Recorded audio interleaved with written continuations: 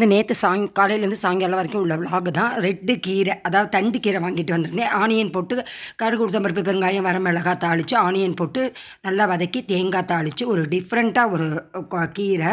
அப்புறம் வெங்காய வத்த குழம்பு. வெங்காய வத்த குழம்புக்கு நல்லெண்ணெயில் கடுகு, உளுத்தம்பருப்பு, பெருங்காயம், வரமிளகாய், சின்ன வெங்காயம், கருவேப்பிலை, வெந்தயம், நாங்கள் வீட்டு குழம்பு பொடி எல்லாமே நல்லா போட்டு வதக்கி அப்படியே புளியை கரைச்சி ஊற்றி நல்லா கொதிக்க வச்சு கருவேப்பிலை போட்டு இறக்கிற வேண்டிதான்.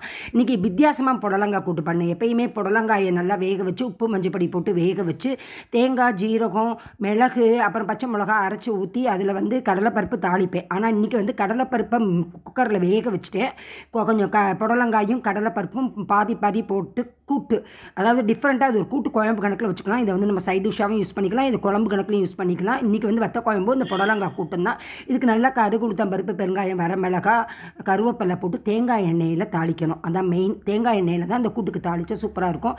இன்றைக்கி சாதம், வத்த குழம்பு, அதாவது வெங்காய வத்த குழம்பு, அப்புறம் சுட்ட அப்பளம், கீரை, அப்புறம் அந்த புடலங்காய் கூட்டு எல்லாமே ஒரு டிஃப்ரெண்ட்டாக இருந்தது.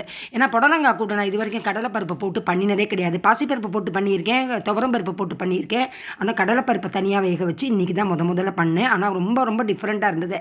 இதை நம்ம சப்பாத்தி, பூரி அந்த இதுக்கு கூட நம்ம சைட் டிஷ்ஷாக தொட்டுக்கலாம்னு நினைக்கிறேன். அந்த அளவுக்கு இந்த கூட்டு ரொம்ப எம்மியாக இருந்தது.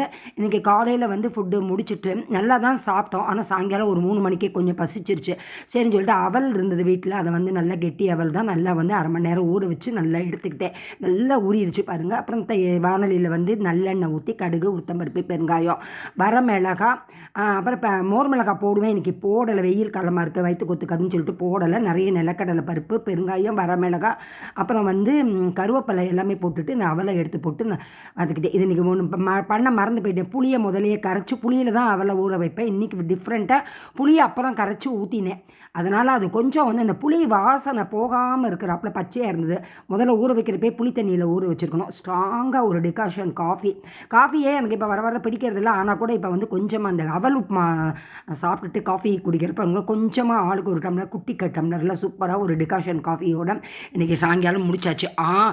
அதாவது இந்த அவல் உப்புமா நம்ம மோர்லையும் அவலை ஊற வச்சு நல்லா புளிச்ச மோரில் ஊற வச்சு இதே போல் கடுகு, உளுத்தம்பருப்பு, பெருங்காயம், வரமிளகாய், மஞ்சள் பொடி எல்லாமே தாளித்து இப்போ மோர் மிளகாய் போட்டு அதுவும் டிஃப்ரெண்ட்டாக பண்ணலாம். அவலில் ஏகப்பட்ட வெரைட்டிஸ் நான் பழைய வீடியோஸில் போட்டிருக்கேன், போய் பாருங்கள். அப்படியே போகிறப்ப பார்க்குக்கு சாயங்காலம் கிளம்புவோம் அப்படின்னு சொல்லிட்டு மழை இருட்டிக்கிட்டு வந்துச்சு. ஆனாலும் பரவாயில்லன்னு நல்ல தாகம், இந்த உப்புமா சாப்பிட்டு காஃபி குடிச்சு கூட தாகம் போகலை. நல்லா பவன்டோ வாங்கி வச்சுருந்தேன் வீட்டில். சூப்பராக பவன்டோ குடிச்சிட்டு ஜாலியாக ஒரு வாக்கு.